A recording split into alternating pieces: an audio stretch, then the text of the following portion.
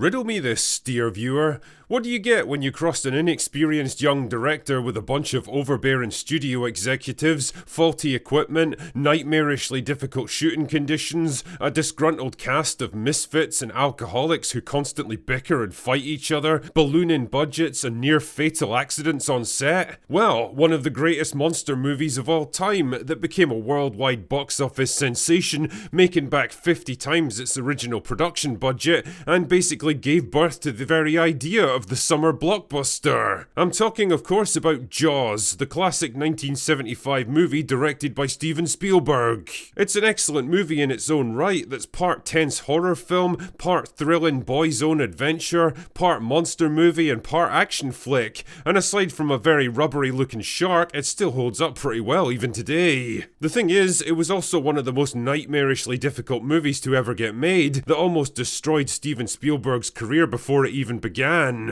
A comedy of errors, mishaps, egos, inexperience and overconfidence. So grab your rifle and your compressed oxygen tank and smile, you son of a bitch, because we're diving deep into production hell with this one. Jaws began back in 1973 when executives at Universal Pictures happened across a review for an upcoming novel by Peter Benchley about the hunt for a giant man-eating shark. The review even mentioned offhand, might make a good movie.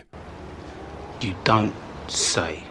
Before you could say jumping on the bandwagon, Universal had bought the movie rights from Benchley. The only question now was who could direct the thing. Their first choice was veteran director John Sturges, who quickly passed on the offer. Next up was Dick Richards, who accepted the deal but for some reason had a tough time remembering the difference between a shark and a whale, and ended up pissing the producers off so much that he was let go. Probably no bad thing in retrospect. That was when a hotshot young director named Steven Spielberg came into the picture. Who? At the time, he was only 26 years old, with a grand total of one feature film under his belt, but he loved the concept and lobbied hard to direct it. And since no one else was available, Spielberg was soon brought on boards. Unfortunately, the initial wave of enthusiasm soon petered out, and Spielberg started to get cold feet about the project, worried about typecasting and biting off more than he could chew, and he even tried to jump ship over to Fox, forcing Universal to veto his exit. With a somewhat reluctant Spielberg back at the helm, the project was given a budget of $3.5 million and scheduled to start shooting in May the following year. And that date was very important because the current agreement with the Screen Actors Guild was due to expire at the end of June, so the race was on to get the film in the can before a potential strike took effect. In terms of the script, part of the purchase agreement was that Benchley himself would get the first crack at writing it, which wasn't great for Spielberg because he was only really interested in the final third of the novel and wanted to ditch most of the book's tedious subplots. As it turned out though, Benchley struggled to adapt his work for the screen, and after writing 3 separate drafts, none of which made the grade, he was completely burned out and left the project. In the end, it was left to actor-writer Carl Gottlieb, who ended up rewriting most of the script into what we saw in the finished version. With the script ready to go, it was time to cast the 3 lead actors. Spielberg wanted mostly unknowns to make the film seem more believable, while the studio wanted to get the biggest names they could. Charlton Heston was interested in playing Brody, and Robert Duvall wanted to play Quint, but neither one ended up signing on. In the end, it was Roy Scheider, best known for playing tough guy characters in movies like The French Connection, who was finally cast in the lead role. The characters of Quint and Hooper weren't cast until like a week before shooting started. Quint was offered to veteran actors like Lee Marvin and Sterling Hayden, but they both turned it down, and with time running out, Robert Shaw was suggested instead. Shaw hated the book and was reluctant to take on the part, and only did it because his wife insisted on it. Meanwhile, Hooper was offered to John Voight, Jeff Bridges and a bunch of others who all turned it down, and it was only when Spielberg's buddy George Lucas suggested Richard Dreyfuss that they finally caught a break. Dreyfuss wasn't keen at first either, but he was convinced that his latest film, The Apprenticeship of Duddy Kravitz, was going to be a massive flop and that nobody would want to work with him again, so he took the part to make some quick money while he could.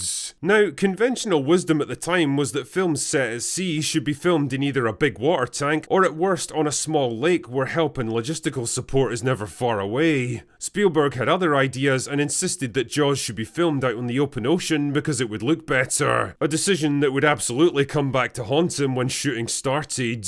Martha's Vineyard was chosen as the best location because the water water was especially shallow there, allowing the crew to film out of sight of land without worrying about getting into the deep ocean. For the shark itself, the producers originally suggested training live great whites to work with the actors, which, if you know anything about great whites, is not something you can really do. When they realised that this was not in fact a winning idea, they turned to production designer Joe Alves, who constructed 3 different animatronic sharks for the project. One that could be mounted on an underwater sled for the overhead views, and 2 more with their left and right sides exposed so that the shark could be shot from different angles. Each version needed 14 different crew members to control the various moving parts, and even under ideal conditions was difficult to work with. 2 complete models of the Orca boat were also provided, one with an engine that could actually move by itself and another designed to sink on command for the climactic showdown. With cast, crew and sharks at the ready, shooting began on May 2nd, 1974, and straight away the problems began. Right off the bat, the trailer delivering the shark models capsized and sank as it was being lowered into the ocean and needed a team of emergency divers to rescue it. Problems with the sharks became a running theme throughout the production. Pneumatic hoses corroded in the salt water and burst apart under pressure, electronics shorted out, structural frames broke apart in rough weather,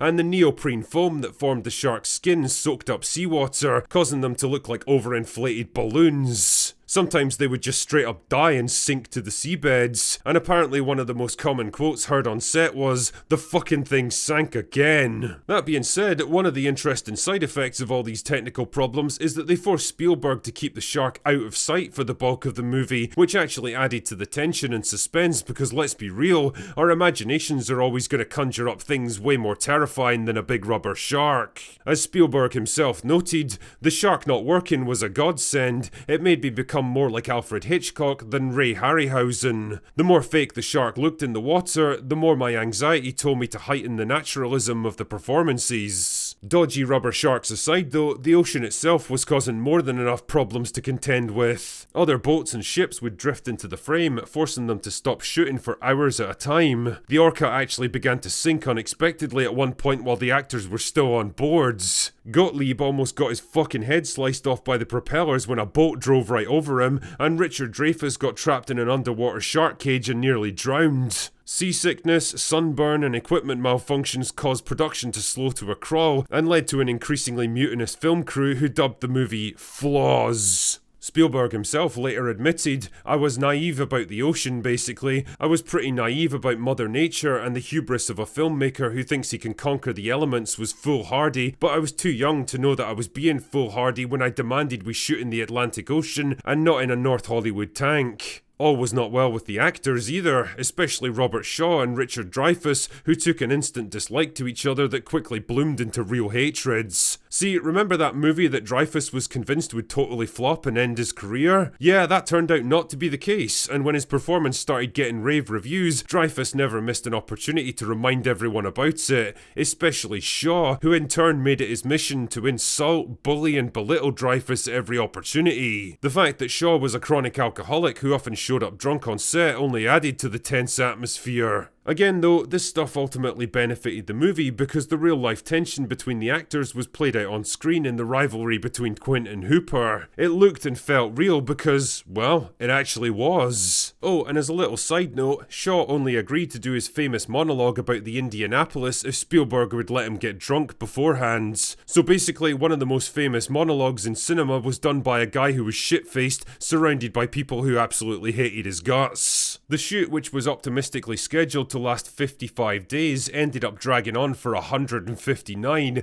causing the budget to balloon from $3.5 million to over $9 million, a huge sum at the time. Spielberg was convinced that this movie would end his career. "I thought my career as a filmmaker was over. I heard rumours that I would never work again because no one had ever taken a film 100 days over schedule." When he heard the crew were planning to dump him in the ocean after the final shot was wrapped, he actually ran away and had someone else direct it. And in that moment, a tradition was born that lasts to this very day, where he refuses to direct the final shot of his movies. Either way though, Spielberg's fears proved to be very much unfounded, and the movie that could have sunk without a trace became the biggest hit of 1975, garnering rave reviews, massive publicity hype, and spending an unbelievable 14 weeks at number 1. Like, just imagine that for a second. Imagine going to the movies in September and the same film from June is still at number 1. Jesus, I've got stuff in my salad drawer that lasts longer than most movies today. Jaws would go on to earn $476 million worldwide, well over $2 billion in today's money. It was the first example of what would become known as the summer blockbuster, changing the landscape of the movie business forever, and probably the quintessential monster movie to which all others are still compared. And in the end, I think all the sunburn, delays and frustrations were more than justified with Jaws, and in most cases probably contributed to the film's overall success. It really was a triumph through adversity and a damn good movie in its own rights. And as for that hotshot young director named Spielberg, yeah, he went on to do pretty well too, I guess. Anyway, that's all I've got for today. Go away now.